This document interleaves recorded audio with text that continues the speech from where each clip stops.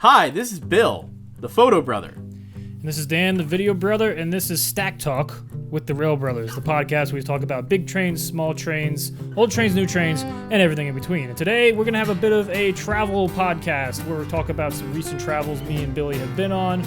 I went to New Orleans. I got back not too long ago. Billy, what is your trip report about? I went on the Reading and Northern Railroad during their first winter ramble behind Reading and Northern 2102. And we got to ride in the parlor car. Oh, the parlor car. It was parlor car number 3, so that was pretty exciting. So, fancy. Yeah, we were, and we stayed up in that area, so it was pretty fun. So you did the whole coal country trip, the coal country classic. Exactly, yeah. And just so in case anyone needs to know, and you hear like thunder and rain in the background, that it's not you, that is us. We're having a big storm right now, so who knows if we're going to be able to finish this podcast. Yeah, the podcast just randomly stops. That's why. Exactly. We're just going to post it. Yep. We're doing it. Doing it live. But yeah, so do you want to go first? Do you want me to go first? Well, are we wearing the same shirt? Oh, look at that. It's like I wore it because that's what I'm talking about. Is Reading and Northern 2102. 2102. Yeah. And look at these lovely shirts that Dan has designed. Plug to we sell these shirts on Etsy. I do the designs. And then I've also got this new one. Hang on a second. Do you see this? Precision Train Control. Yeah, I asked Billy. He's like, Billy, do you know? I think this is a deep cut. I don't think it's a real deep cut. People have bought this hat, Billy. How many? You? Two people. Well, one person. You and Rob? Bought 2 hats. No, one's person. I don't know. They bought a bunch of hats, but they said very nice things about the hat. That's this, Philadelphia Transportation Company. This is the old, basically before SEPTA. This was what ran all the city trolleys and buses and everything. And I think it has a cool logo. It does have a cool logo, but as I said, you showed that to me, and I have no idea. Positive train control. I know, it's positive train control, right? It's not precision. Yeah, it's positive train control. I think. Yeah, you're right. Precision. I'm getting confused with Precision Scheduled Railroad (PSR). Well, we also have a T-Hog shirt. Billy, do you have the T-Hog shirt? No, I'm not wearing. I don't actually have the T-Hog shirt. You don't have the T-Hog shirt. I made the T-Hog shirt specifically for you. He doesn't People have buy bought the it. T-shirt. People have bought it. I think people have bought it. That's true. It doesn't sell that well, but it does sell. So anyway, go to our Etsy. It's Rail Brothers at Etsy, or I think it's etsy.com/railbrothers. You can find however Etsy works. I don't know. Yeah, I don't really know how it works. It's not like you're taking the URL. Are you really writing down the URL right now? Is that what you're really doing? Rail Brothers shirt, and then that'll do. That's whatever it is. Exactly. And you might hear me and/or my wife hacking up along over here. The plague has descended upon us. The yellow fever from New Orleans. Yeah. And that's, by the way, why the podcast is delayed a bit, because they just got back yesterday from New Orleans. So we're partying too hard. Partying way too hard. On Bourbon Street. Exactly. So you want me to go first? You go first? What do you want to do? Oh, I guess... Yeah, I guess... Do you have all your stuff ready? You can go. Yeah, kind of. Yeah, go for it. So, I went on the Reading and Northern Railroad, which is a regional railroad in Pennsylvania. Is it Class 2 or is it Class 3 still? I believe it's Class 2, technically. Let's see here. Yeah, so there's 3 classes of railroads in the U.S. Class 1 are the big boys, the big baddies, as I like to call them. Do you like to call them that? No, I never call them that. I was going to say, do you? I don't think I've ever said that before. Does their Wikipedia page actually say whether it's the big baddies? So Class 1's like, your Norfolk Southerns, your CSX, your Union Pacifics. Class 2 are supposed to be regional railroads. That's how they're described. And Class 3 are like short lines.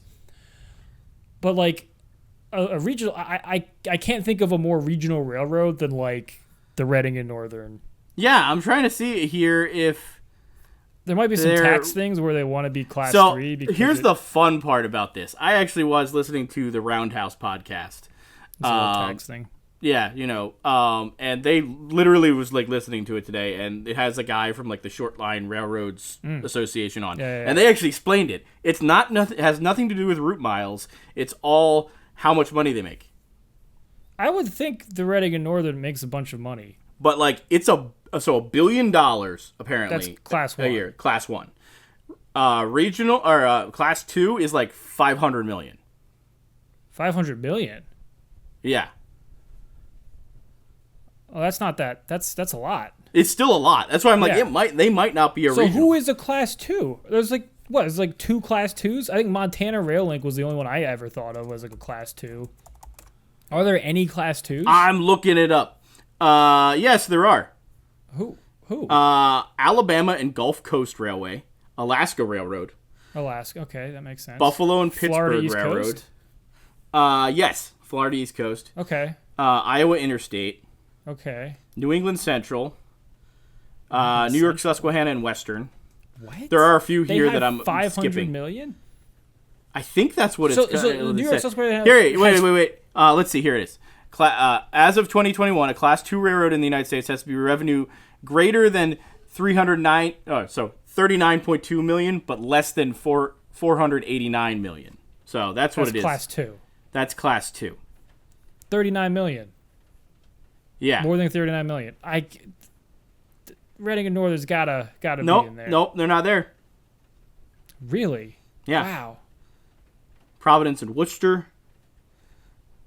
I wonder if there's some accounting stuff going on there.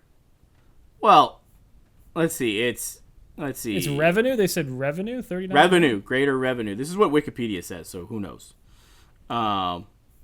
So how much you want to believe that. But as I said, I didn't realize it was based on money and not on mileage. I always thought it was mileage, which I was like, so I was like, okay, if you have a lot of miles, you get to be it. But like, Man, no. they've got to make...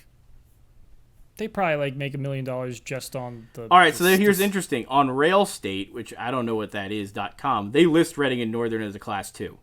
Okay, But so it sounds like it's a Wikipedia doesn't. Wikipedia problem.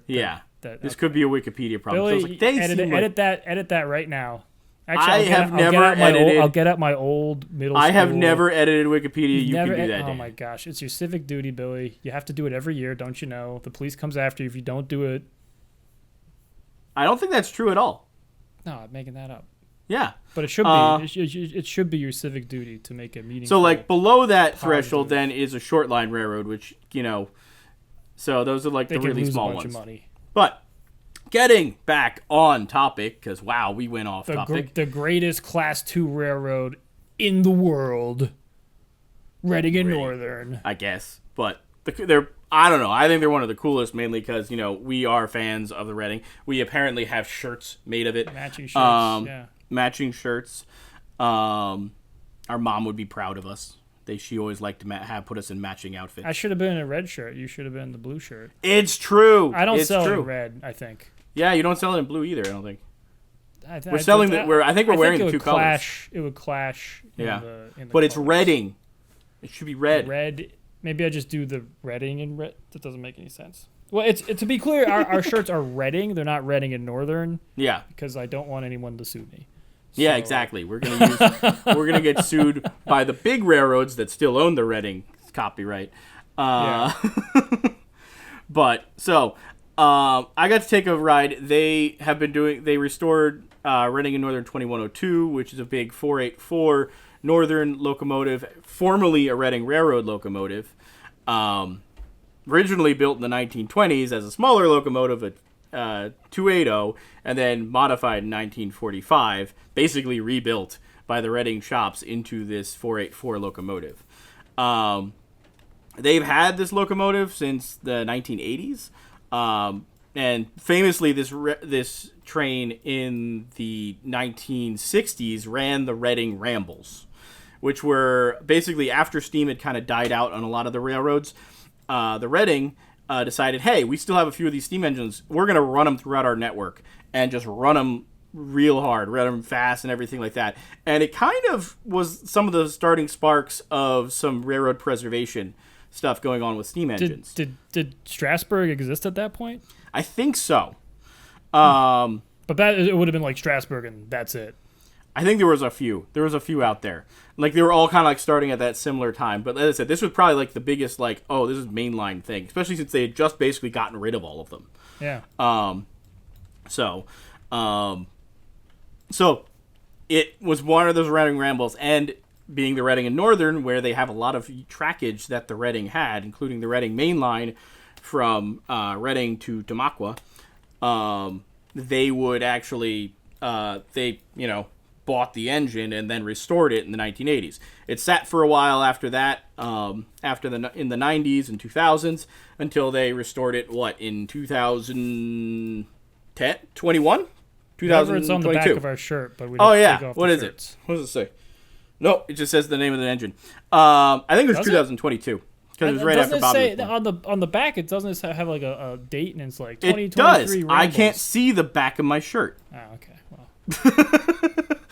Well. So pretty sure it was 2022. So that was really cool. Probably one of the best experiences I've had chasing a train. And we got to ride it then in the summer. But in the summer, it's really, really hot in those cars and stuff like that, which can be a little rough.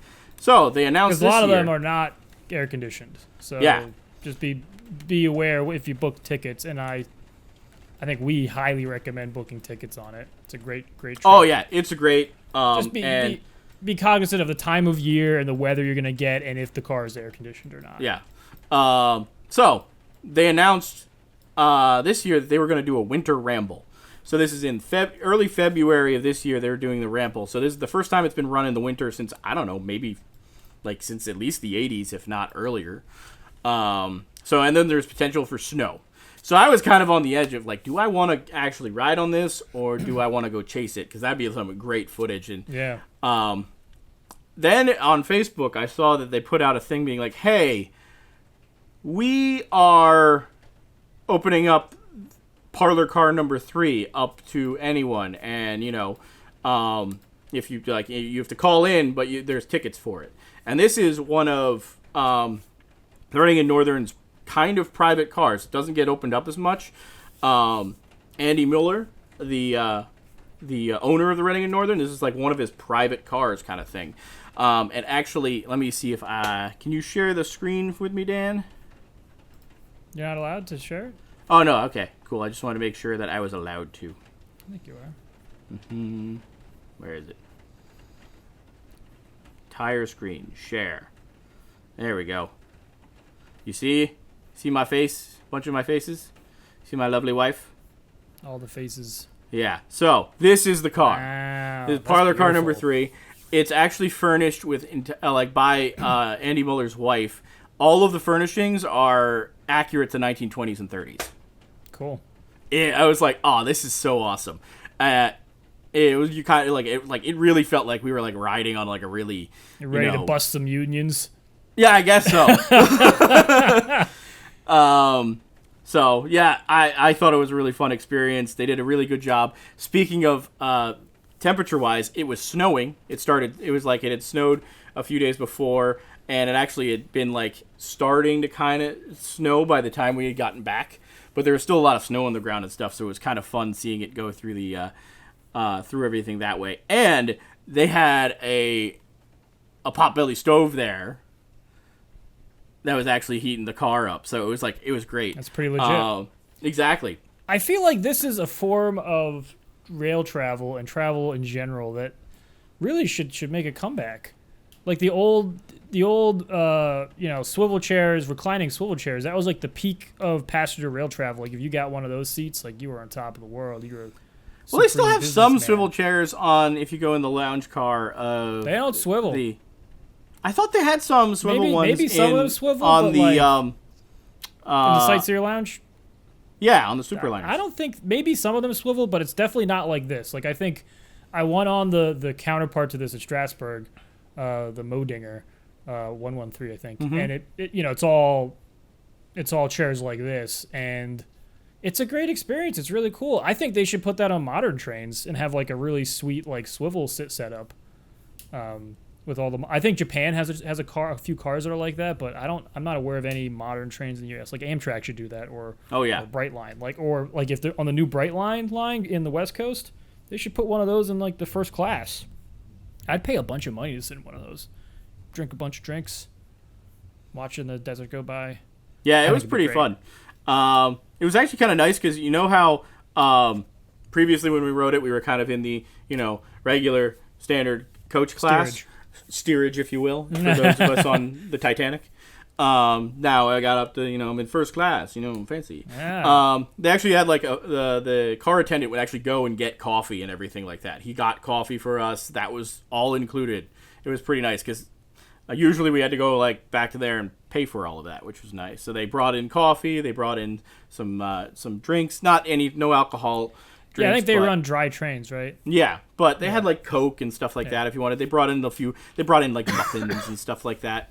So that was really nice. But really, it was just a gorgeous ride. Like, me and my wife, we loved it.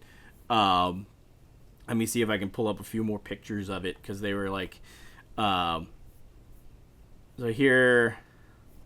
Let me... now I have the picture queued up. Let me go. There you go. Look at that. Oh, so they have like little chairs in between, or is there little stools? Yeah, little tables. Tables, yeah. Yeah. Cool. So this is actually us going over, I think, the High Bridge.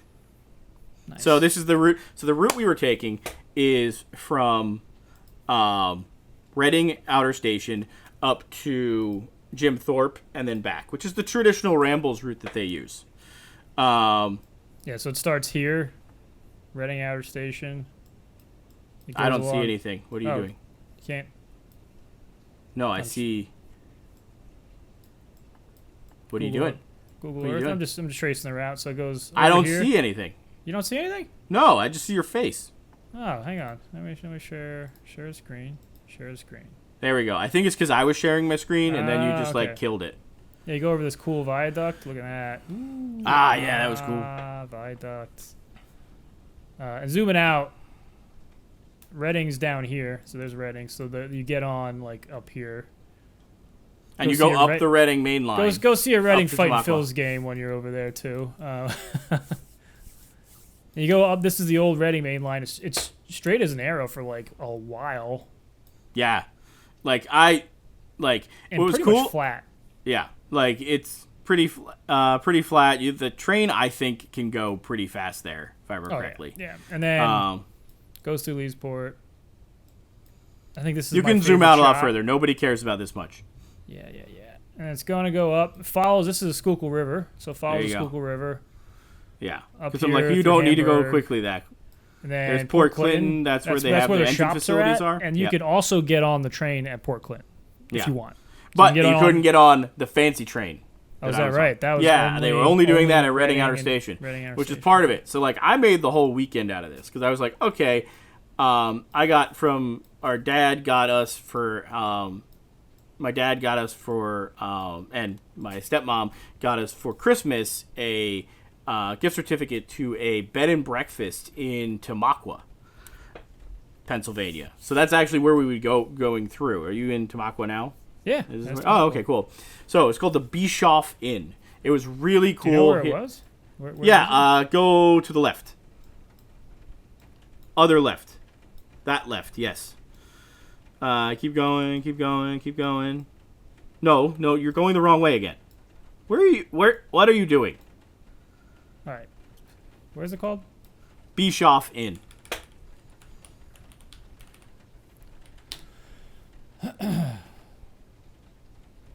There you go. Cool. Yep. So it's a cool old factory building that they've turned into a bed and breakfast. Here, let me. Can you share the screen? Can I take the screen back? Yeah, take it. Cool. Let me go and I took some pictures there. It was real pretty. It was real pretty. Let's see up here. there in the wintertime. Yes, sir. Share Google Chrome. Share. There we go. So that's like their lobby area there. Oh, that's cute. Yeah. Cool. The Uh, lobby thing. Let's see here. I love texture photos, so I took a bunch of texture photos. This is the bed that was in the room. That's the headboard in the room. Yeah, it is. Wow, yeah, that's really cool. It is, Holy and crap. that the cool thing. This was a furniture factory, so that's actually a bed that they made there. They made that. Do they know who the designer was of that? I don't know. I think it was whoever did these things. I don't know. I guess if they're listening, We should go back, and I want to ask him about the design because it looks kind of like Frank Furnessy, like Victorian Frank Furnessian. Well, I know the person that owns the inn also owns the antique store in town. So it's cool. So like we went up on Friday. We spent we went up there. There's actually it's like a cool little anthracite town. There's a couple little cafes. Anthracite is a kind of coal. Yeah, in case you didn't know. It's kind of like what made the Reading Railroad a thing. But like, and this is like coal country, so there are like mines and stuff all around it. So we went there. You can actually, we went and got dinner at the train station, the former Reading train station in town. And me and Danny actually have gotten food there too. They had good food, good service, good beers, great location. They are, and the people, like the owner actually, we had actually asked for like recommendations in the area and stuff, and like the owner of the the owner of the place came over and started talking to us. It was great. They're great people. That's awesome. Yeah, it seemed like the Reading and Northern pitched in to help restore the train station. They did a really great job. Yeah, beautiful train station. Like there's a pole, and like it looked like Wow. Let's see. Nice I think I got. Billy. I know. I took a video. Is this good? A video is actually going to show, or?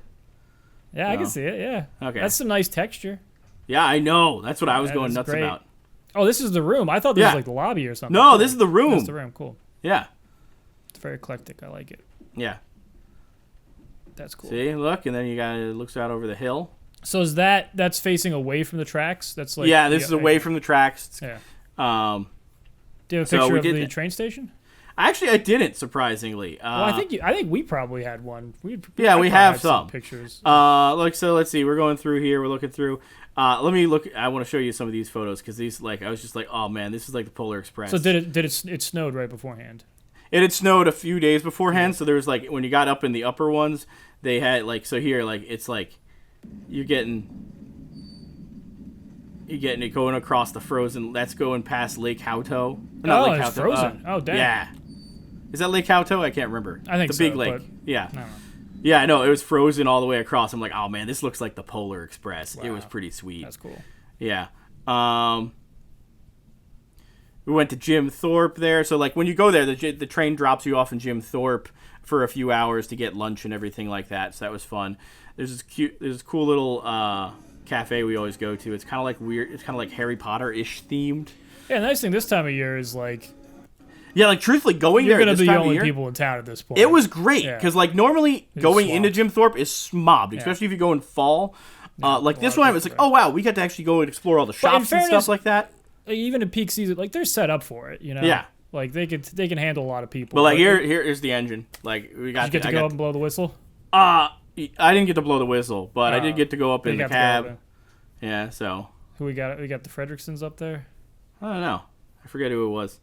They were kind of. I was like one of the last ones there, so they're kind of hurrying us along. Get the hell out of here. Yeah. But it's kind of cool that they let you on there. Yeah, that's really cool. Here's me and my lovely wife in front of it.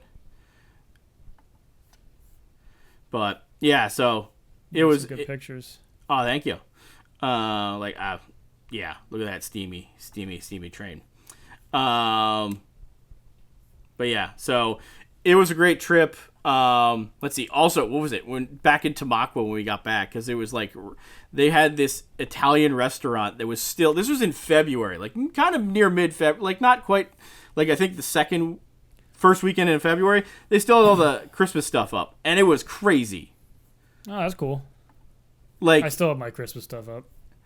Yeah, but like, look at this, Danny. Wow. Look at all these. I don't put up that much stuff. Like, Dang. This is the outside of this building. Wow. Yeah. They go hard. They do, and I'm like, oh man, this place is great. Oh yeah, here's the outside of the building that we were staying at. Nice. But. Cool. Yeah, and then what was it? Yeah. Then yeah. So we did that. As I said, it was a great trip. Here's my wife. She's. And how long is the train ride again? So the train ride was about 3 hours each way. It was about 3 hours each way. Yeah, 3 hours from Reading to Jim Thorpe, and then 3 hours back, and you have about 3 hours in the middle there. So I think the train left at around 9 in the morning, and we got back around 6:30-ish at night. Cool. Yeah, it was kind of fun though, because at the end, they had been forecasting a ton of snow for that day.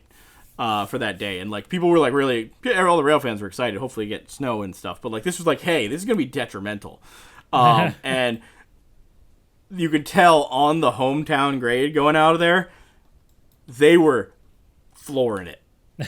Like that, the throttle was open. Like it was like he was like, I don't want to get stuck on this hill when it starts to snow. Yeah. I think it's the fastest I've been on that train. Oh, dang. It was going up the grade. It was going up the grade, and it was going like 35. And there were like, what, 17 cars on it? They had a little less. It was like 15 cars for this. Which is funny, because at the same time that you were doing that, I was on, this is the day before the Super Bowl, right? Yeah. I was on a trolley tour in Philadelphia, and people were talking about your train.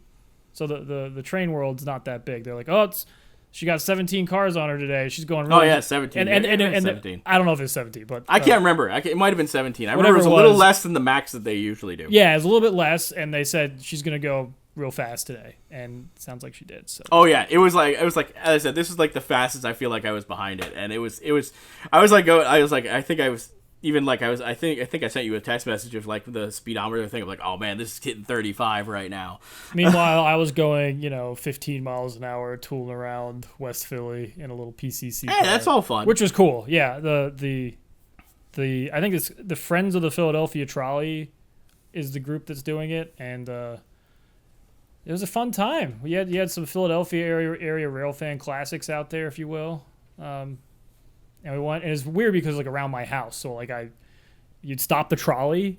It was a photo charter, so we got a special PCC car, and we would stop the trolley like in the middle of the road, which means all the traffic's backed up behind it. So all these people get out of the trolley with their cameras. They set up the cameras. They take the pictures. Everyone gets back on the trolley, and the trolley keeps on going. It was the whole thing. But that must have been fun. I kind of wish I did that, but I was like, I don't regret going on my train because that was. It was great for photos, not so great for videos, since I'm a video guy. Like, I took photos, but like I guess I could edit them, right? I could edit the photos. We could post them. You can do it too. I take video now, Danny. Yeah, I don't just do photos now. Yeah. You can do it. Well, anyway, yeah. So that was one trip that I guess I did. Maybe I should show a couple pictures from that. Yeah.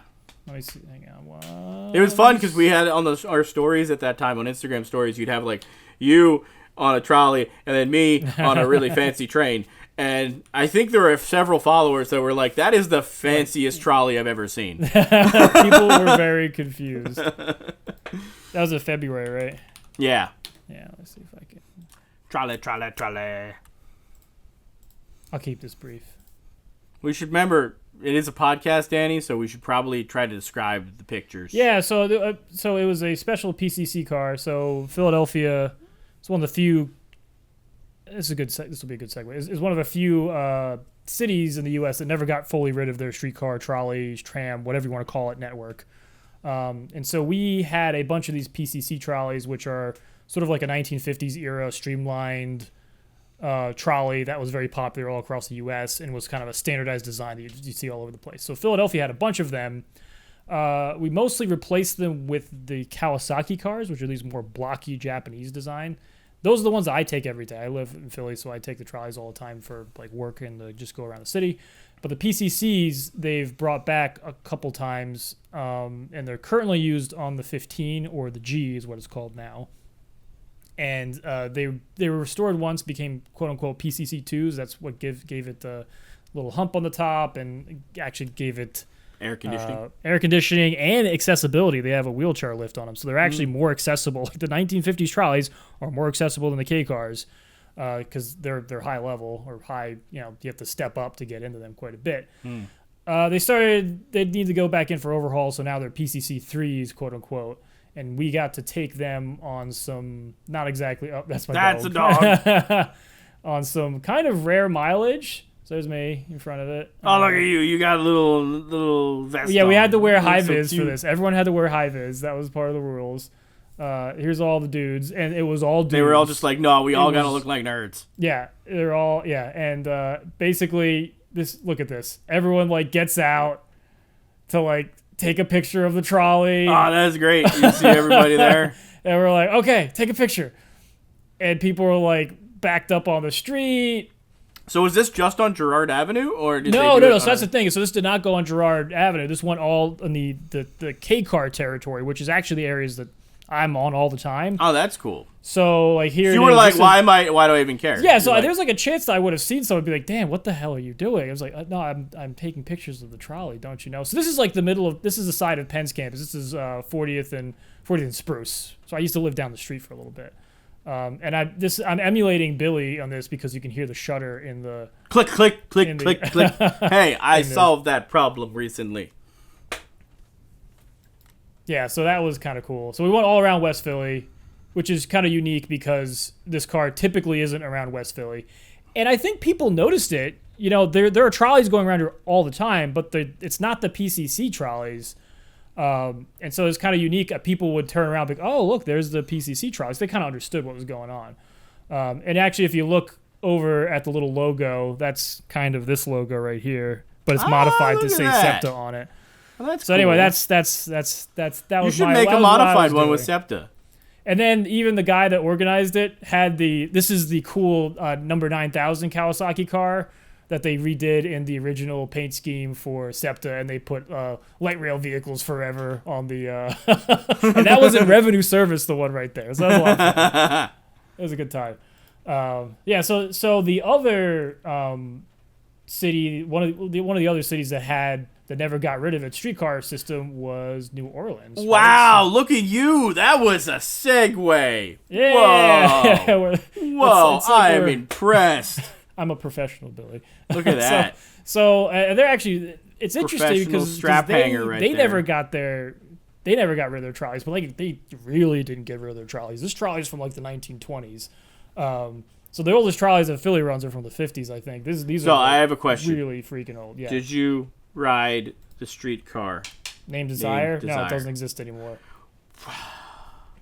That seems like a marketing failure on the part of New Orleans. And they are so loud, and they just like grind along the street. It is kind of crazy because the PCCs and all like they kind of manifest themselves as like a it's just all you drinking and eating. Look at that, which is what you should do in New Orleans. It was fantastic. We went to the World War II Museum, which is cool, and we took a bunch of trolleys. And the trolleys are very popular there. So how much? I was actually kind of curious. How much are these trolleys actually used for real transportation, and how much of it is just like a tourist thing? I think it depends on the time of day, and it depends. And they're gorgeous trolleys. Like, man, look at that! Isn't that cool? Because like that's really pretty. They look so classic, and they are classic. And basically, there's a couple different lines in town, and I think depending on the time of year and the time of day, people will use them. Locals will use them more or less. So is it like, basically my question is it like the cable cars in San Francisco where it's not really used by locals, it's kind of just a tourist thing, or? It's somewhere in between, I think. Yeah. I think like even the touristy things in each city, even the cable cars, they are like part of the culture of the city, Yes. Like there are touristy things in Philadelphia, right? Like going to Reading Terminal, going to Liberty Bell, but those are very Philadelphia, getting a cheesesteak at Pat's and Gino's, but those are very Philadelphia things. That even though, yes, they're touristies, like that's authentic to the city. And so I think the streetcar lines, even though maybe the St. Charles during peak tourism season might not be used by the locals as much because it's slow and it's kind of more my question. Like, it's filled up with a bunch of people so that it becomes at capacity, so you might not actually want to use it. You might not be able to get on the trolley. But that happens in Philadelphia, too. It's not because they want to get on the trolley, though. It's because they're trying to go to work or get off. Yeah. Usually so it's 5 p.m. They're doing the thing that it's supposed to be doing. Yeah. Yeah. So I guess in this case, my answer is it depends on the line, depends on the time of day. So there's I'll sort of classify the St. Charles line, which is this one. Mm-hmm. See, it says St. Charles right there. Never went away. Basically, it never got shut down. It has the green cars, and the green cars, generally speaking, are the old. Those are like the classic cars. Ones. Yeah. Yes.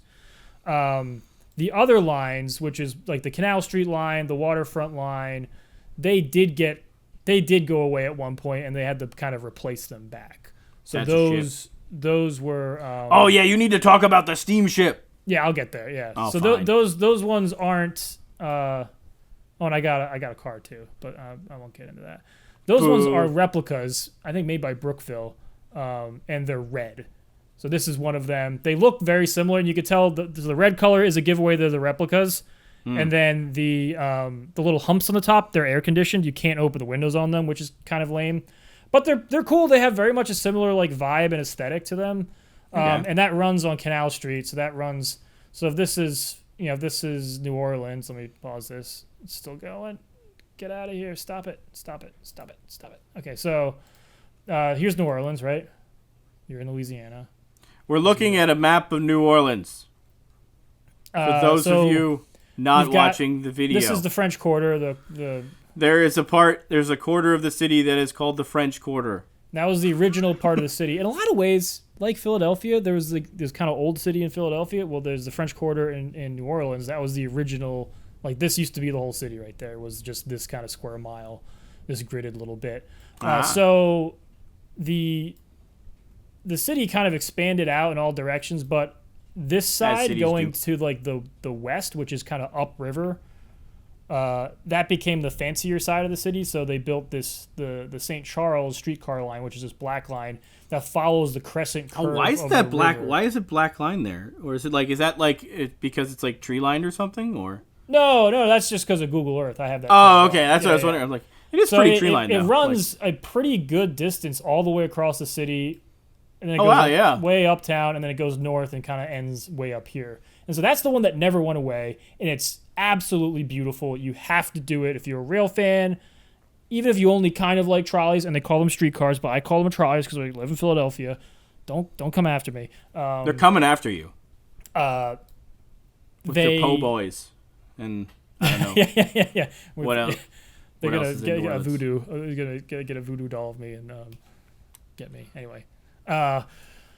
It's a totally unique experience. It's a cultural thing. The things are extremely slow. They don't call the medians. They're a neutral ground. There's a whole story behind that. Ask someone about it when you're in New Orleans. There's a whole story. And like the median is grass covered, and it's super cool.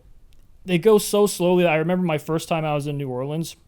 I met my friend who was going to Tulane at the time, or maybe he had just graduated, but he was living in New Orleans. And they go so slowly that people use the median with the trains, the trolleys in it, as a running track. And I remember I was like, we're grinding along in the trolley, and it's going along in the median. And then all of a sudden I look to my left, and there's my buddy on his bike biking down the neutral ground. So what's the neutral ground? And that's just what you do. It's just a more laid back atmosphere. So is the neutral ground the area between the tracks here, or no? Is it The just neutral the whole ground is middle just area? the median. So there's one half of the road here. There's one half of the road on the other side of the tracks. And so like for those of you going at home, it looks like there's two tracks going down the middle of the road that are separating it. That's in theory the big median, and it's grass covered. And there's a video of Dan taking a video of a trolley. This is the very exciting content we provide. And the sound is just great. They just like wait. Is this the video? I think this is the video that I took. That Mia took a video of me taking a video. Tramception. I like it how Anna does the same thing with me. Is like, oh no, and she takes a photo of me taking a photo. And the line, so it's got the grass in the middle. Yeah. People run on it, and then it's the whole street is lined with these beautiful oak trees, and then there's beautiful architecture all around. It's really nice. So people love taking it. It doesn't have air conditioning, so you just open, what the weather is, it's what you get on the inside. You open up the windows, and the breeze is coming through. All the smells from the restaurants up and down the street are coming through. It's good vibes. The seats are wooden, and they flip backwards. So anyway, if you're in New Orleans, if you find yourself in New Orleans, you have to take this line, and it has to be this line because this is the original one. The other lines, or Dan is gonna hunt you down. Very cool. The other lines are very cool, but they're just not quite as cohesive or maybe historically accurate as the other ones. But that's okay. They're a lot of fun too. So the other lines, the big one is the Canal Street line. And so Canal Street is what used to divide the French Quarter, and they used to call this the American area, American District, something like that. So wait, how did it go from American District to French Quarter? Those are two different things. Well, they're two different things. Yeah, they are two different. So here's the French Quarter. Okay. And it's always had a French vibe, even though it was, that's for a long time the Spanish had it, and then the Americans eventually got it.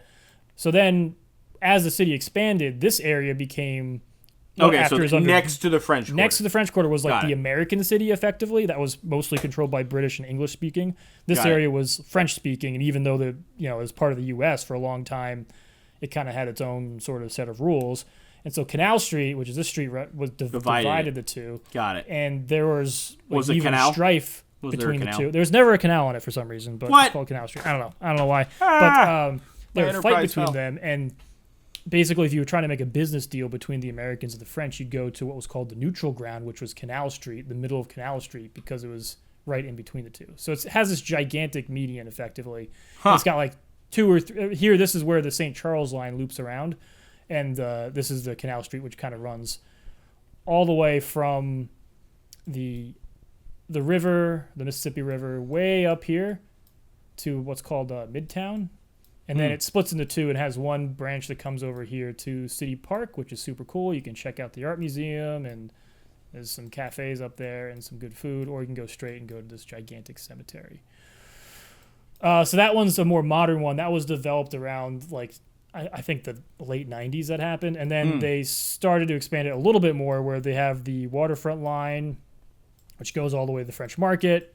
And then it also would go the other direction to the passenger station over here.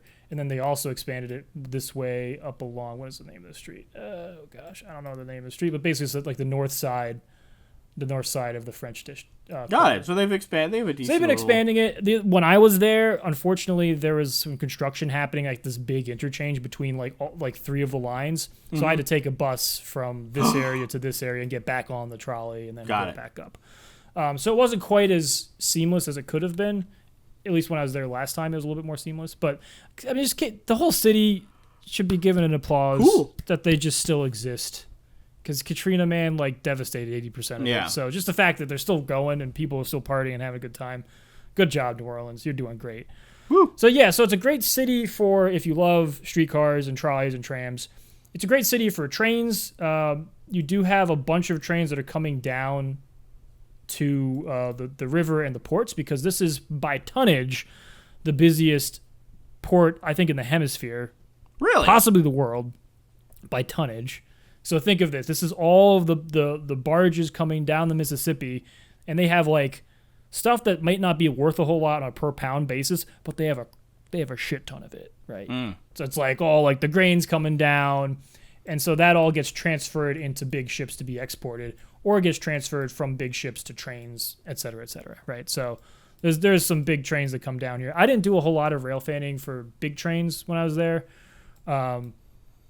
But I did get to go on the river, and there's one riverboat there that is still a steam riverboat. There are other riverboats, but there's only one steam riverboat. I saw your videos of that, and I'm like, that's so cool. Out of New Orleans, and frankly, blew my socks off. Like, cannot recommend, if you like steam at all, like even just a little bit, 10 out of 10 recommend. Do it. Go on the day cruise. It's a little bit cheaper than night cruise. What boat is it? It's the Natchez. So it has a El Primo spot. This is probably it right there. Yeah, there it is. Oh, yeah. Oh, that might not be it, actually. It's a paddle wheeler, right? Yeah, it's a steamboat paddle wheeler. So is it like a legit one, not a fake? Like, is this like an old one, or is this like they rebuilt it? All right, so it's kind of like the rebuilt streetcars in that it's the actual vessel was built in the 70s, right? Okay. But the steam equipment from it is from an older 1920s boat.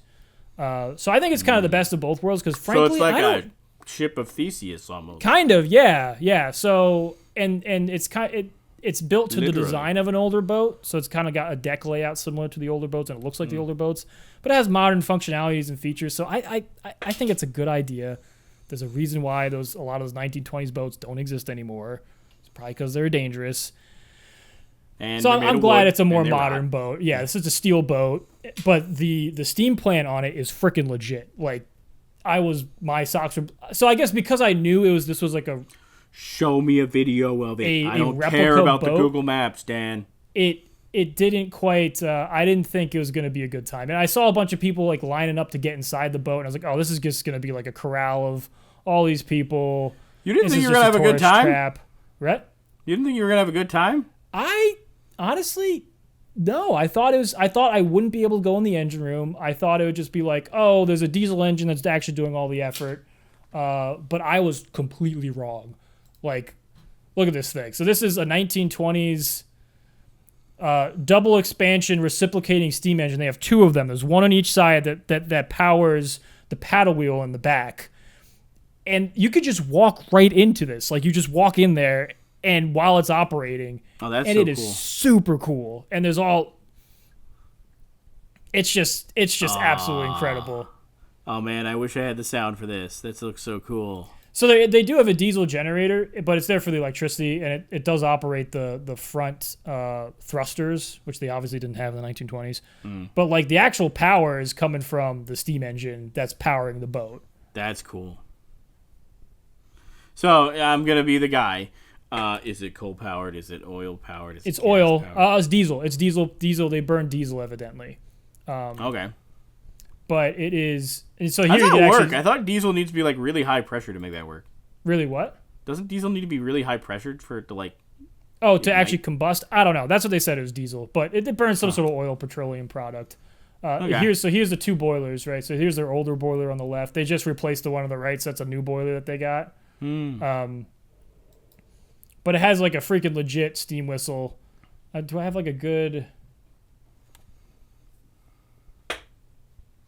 And you can get drinks on it, right? It's just like a really good time. Yeah, let's see. And man, the power of this thing, pretty cool. You need to make a reel of this, Dan. Oh, that's so cool. Can we be just ship brothers now or something? I guess so. I mean, we honestly could do a couple episodes. This is not the first steamship you've been on.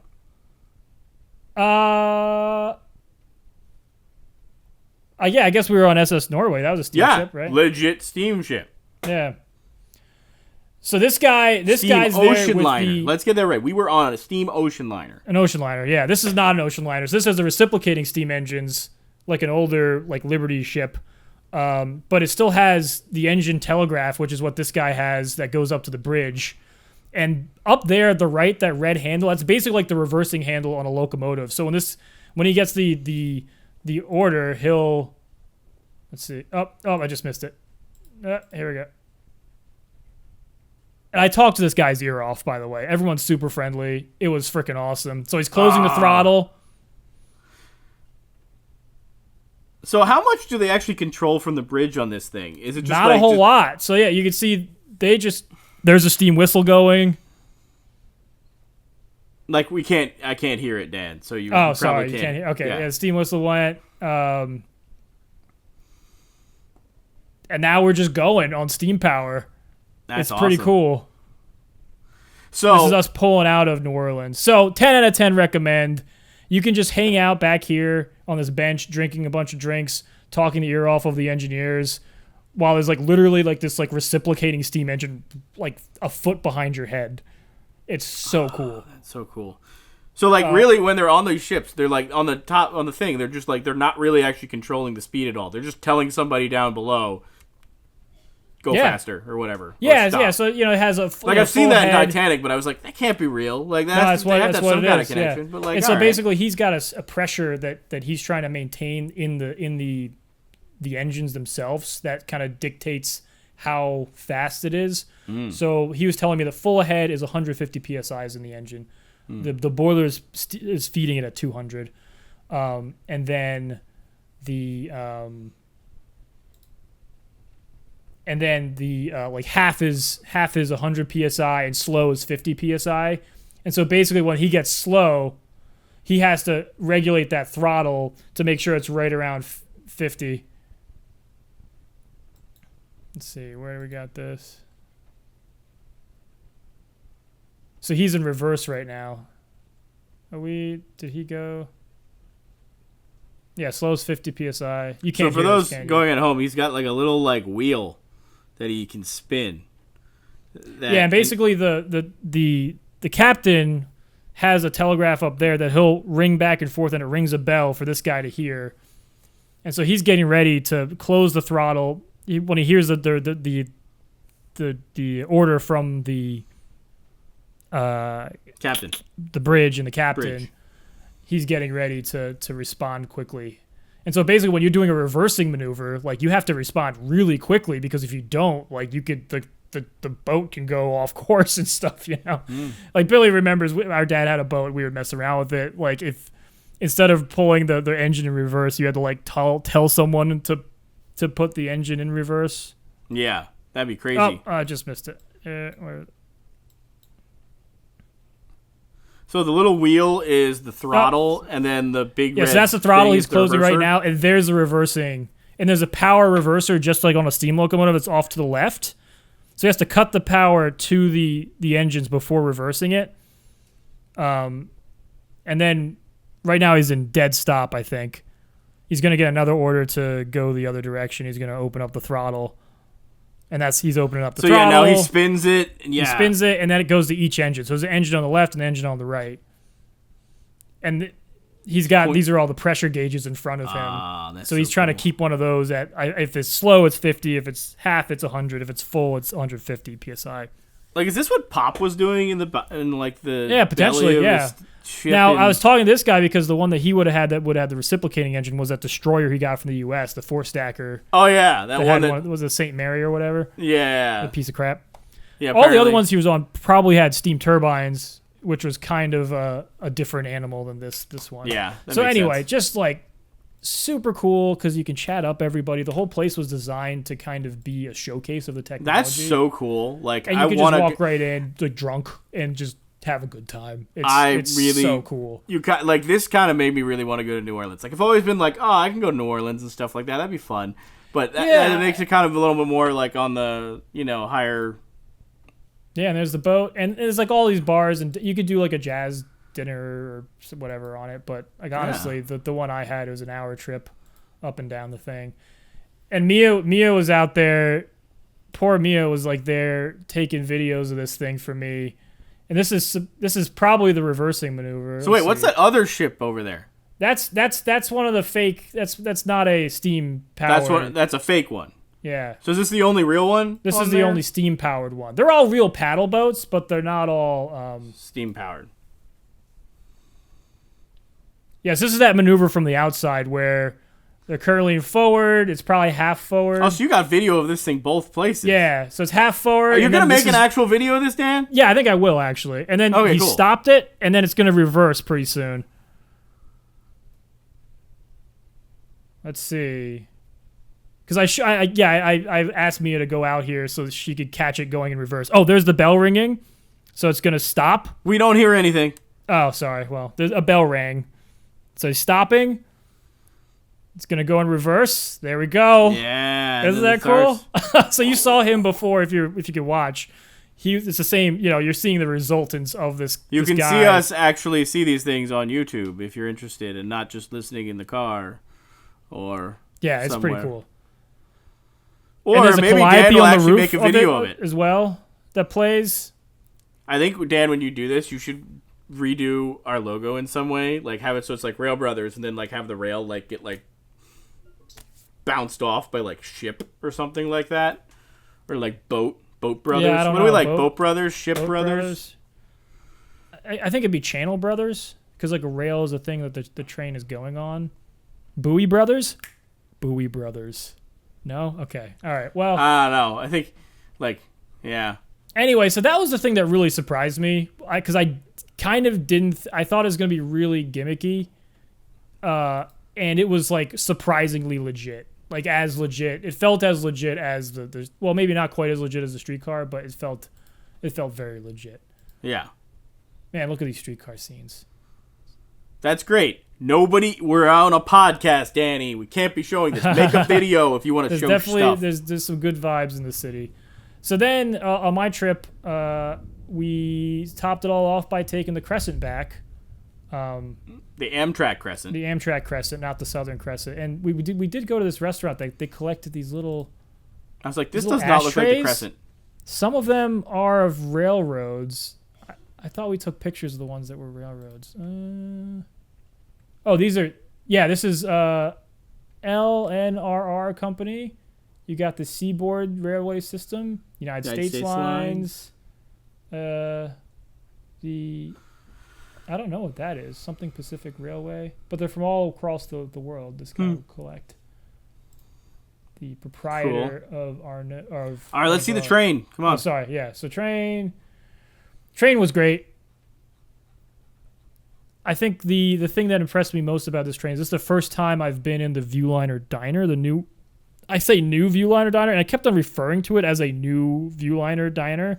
Although they've been in service for like 10 years now? Well, they were built in 2018 or something, but they're really nice. They're really nice. Like, I remember when I was doing the honeymoon with Anna on our cross-country Amtrak trip, if I took the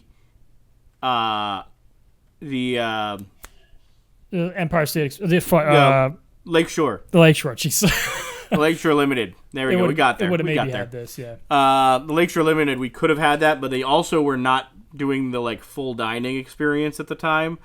Yeah, and this was not the full dining experience. It was fine though. The guy there, Henry, who's there on the right, he hooked us up, and it was great. And I talked to a bunch of people. Wait. We need to talk about this.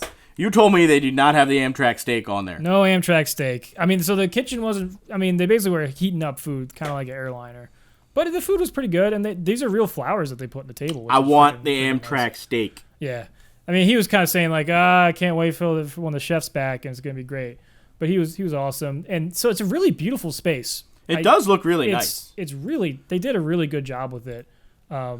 So the Crescent goes from New Orleans to New York, right? To New York, correct. Via, and look at this. I got my Amtrak shirt on. Look at I you. was such a freaking nerd, man. Such a nerd. But you look so loaded in that photo.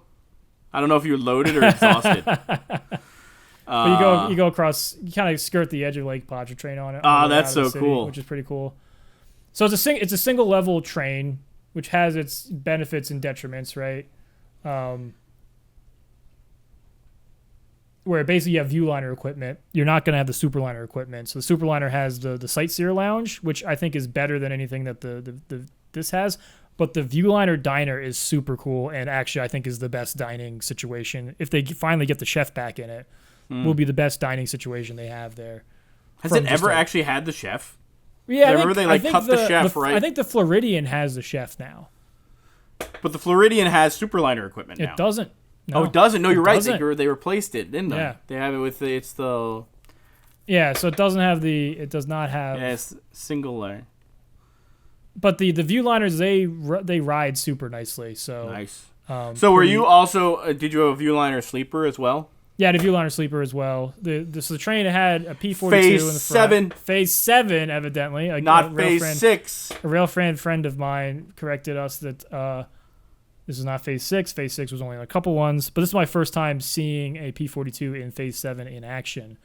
And then my first time being pulled by one of the new Charger locomotives here. Also in Phase 7. I find it so cool that you can look in the side of the Charger there. I thought that was a thing that Kato just decided to do on their own, but evidently no. So yeah, this is it. I think I'm in Birmingham. And there's Alabama? Birmingham, Alabama. So they do smoke breaks. So my train they pad the schedule.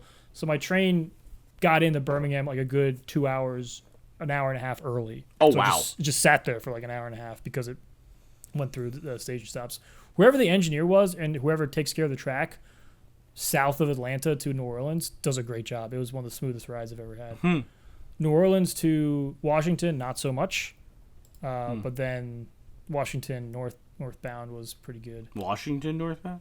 Yeah, just into NEC. Philly. You'd hope. Yeah, you'd hope where they're going 125 miles an hour. Yeah, 100 some miles an hour. Better than the 50 miles an hour on a freight train. Yeah. Yeah, but I mean, it got going 79 miles an hour for a while. That feels like you're going pretty fast in these trains. Okay. So the food was really good. We stopped in Atlanta. How was it sleeping on the? So did you have the Viewline, or did you have the full room, or did you just have the roomette? Yeah, we had a roomette, and that was fine for us. I think we utilized both beds. We weren't really going to try to sleep in one bed too much, which was quite comfortable actually. So do you have you been in the bedroom on these trains before? No, I haven't done a bedroom. I can only say that the Viewliner roomette is vastly superior to the Superliner roomette. Okay. For a couple reasons. One is I think it's a little bit bigger, or if it's not bigger, then they utilize the space better.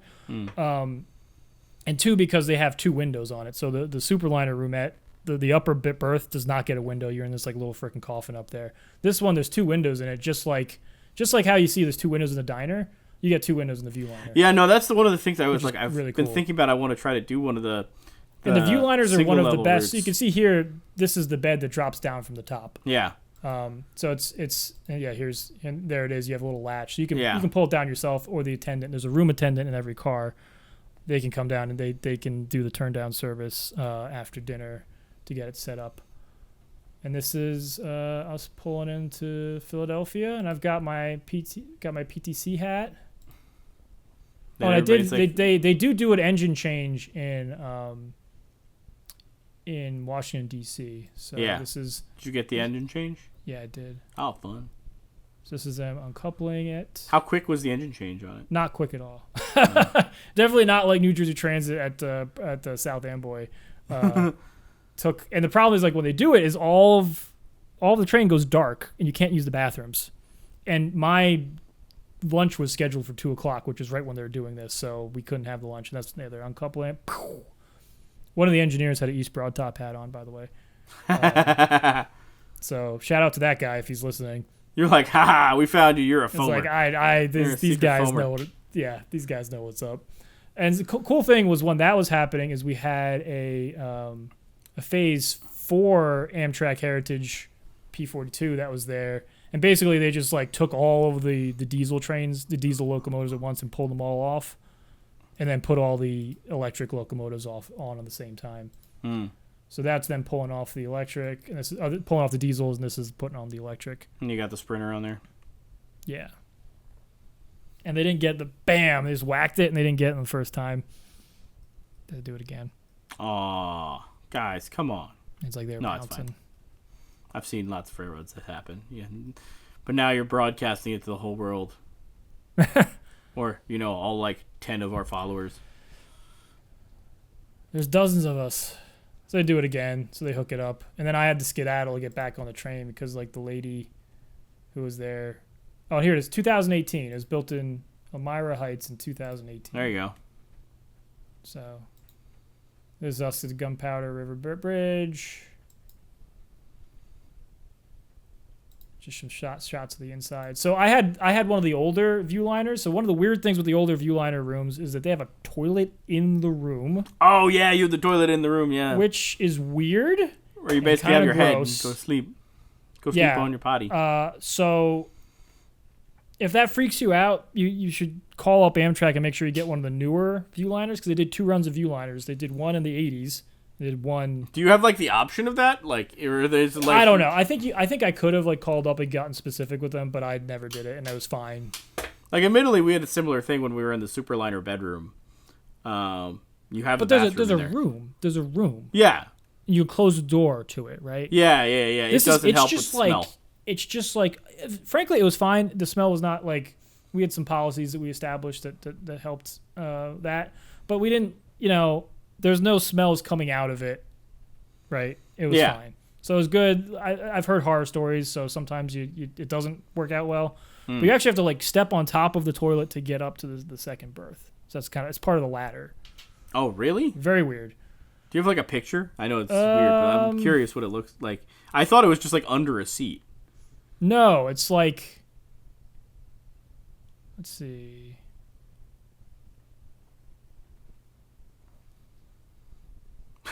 No, I don't You're have just a like great slowly, picture. every one of those photos is you just slowly sinking more and more down in your seat. It's very comfortable. The whole thing's very comfortable. You get all the meals included, right? All right, so maybe this picture. If you see the very bottom left, that's the toilet. Oh, okay. And actually the area where there's the on top there. That's the sink? That's the sink that folds out, yeah. Okay, yeah. So, yeah, that's that. Cool. By the way, Amtrak is always a pain in the butt with the check bags. You have to be there 40 minutes early. 40 minutes early, even though I know there's like very few check bags they're putting in this train. So the lady at the front desk was like, no, you can't do it. But then I talked to the conductor, and they just freaking put the bag on the train. Anyway. Did you get to go in the lounge? No, there's... if there was a lounge there... So my experience at New Orleans was not great. the train station. I think I got there a little bit too late. If I gotten there a little bit earlier, maybe it would have been nicer. But the people, the staff there just weren't totally nice. And then there were rats in one of the stores. It was kind of gross. What? Yeah. So anyway, would not recommend spending time in the train station. It is kind of a handsome train station, though.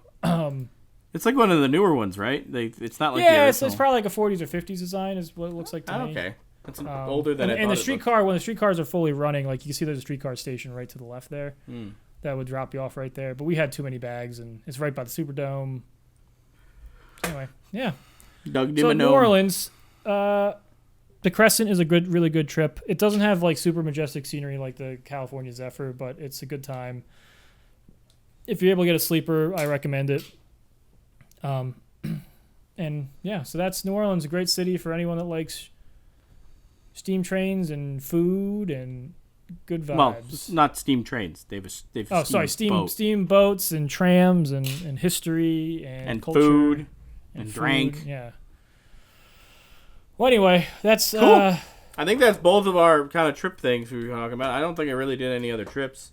Yeah, and I think we're at a good spot here. So this I think we can take a break right now. And this episode is sponsored by Billy's Sticky Tape, which has failed one half of the enterprises on his wall.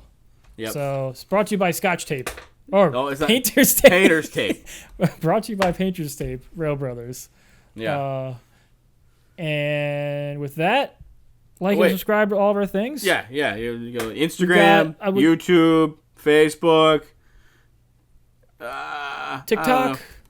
TikTok, yeah, I have a TikTok. It's just Etsy. me. It's not him. We've got an Etsy. Etsy. You can buy a nice shirt. You can buy a shirt. You can buy a hat. You can buy a shirt with our face on it. With our faces on it. I might have taken that off. What? So if you want one, reach out to us. And I what can about a hat put it with a face on it? I think I took them off. Why? That's branding. That's our brand. It's our brand, but brand. All right. Well, I could put it back on if you guys want one. I can put it back on. You can order one. They all want it. They support the channel, so we can make more content and make more hats and stuff. I basically make hats that I want to wear, which there you go. So Danny only makes stuff that he wants to wear. I've tried. There are several things that I'm like, I want you to make this really thing. Motivated. I have to bug the crud out of him to make something for me. What did I make that you I don't even know. Like, it was the daylight shirt was the big thing. It was that we all had to bug you for. Have you sold any of those? Oh yeah, we've sold a bunch. Yeah. Okay. Yeah.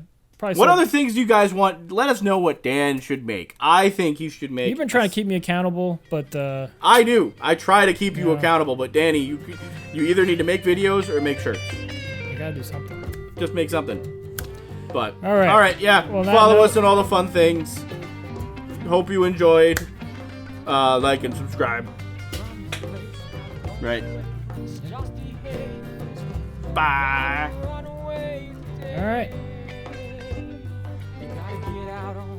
Recording stop. Gotta take this train from this rusty place.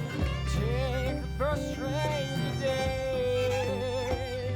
When you're going on those rusty rails and you hear that lonesome whistle wail.